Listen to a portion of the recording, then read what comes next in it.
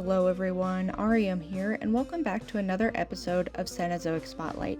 Today we're talking about the Thylacoleo, also known as the Marsupial lion.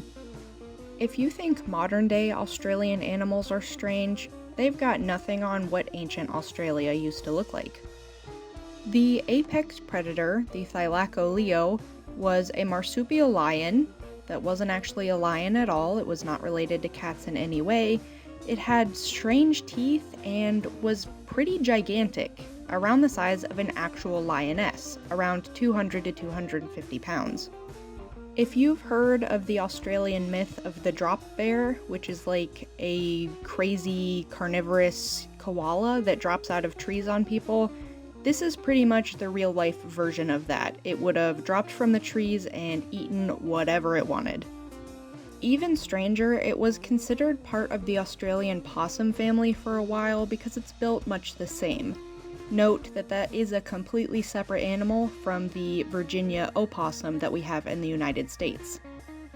To continue this strange animal train, Thylacoleo is a carnivore that is believed to have evolved from herbivores, which is pretty unusual. Believe it or not, looking at this carnivorous monster here, this evolved from the ancient ancestors of koalas and wombats. I told you ancient Australia was weird, and this strangeness just keeps on going.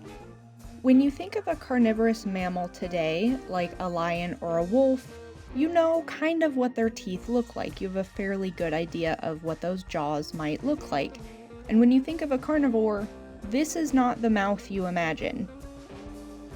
It makes sense knowing that this carnivore evolved from brush grazing herbivores, but this animal had sharp buck teeth and huge molars, so I can't even imagine what a bite from this animal would do to you.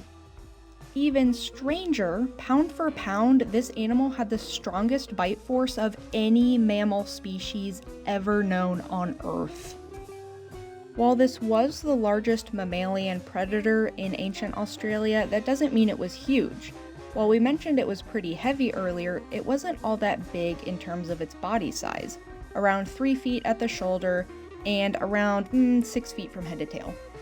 But despite this weird little guy that was kind of shaped like a weasel actually had the bite force similar to a 500-pound African lion, and it's believed to have been able to take down prey significantly larger than itself, including giant Australian kangaroos, which are a separate species from current kangaroos, even though modern kangaroos are giant and terrifying in my opinion anyway.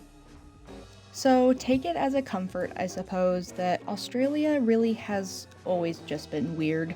That's what happens when there's a giant island where animals can evolve completely separately from any other species.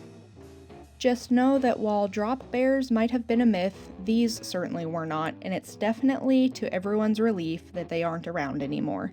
So remember that, maybe avoid Australia, and smile.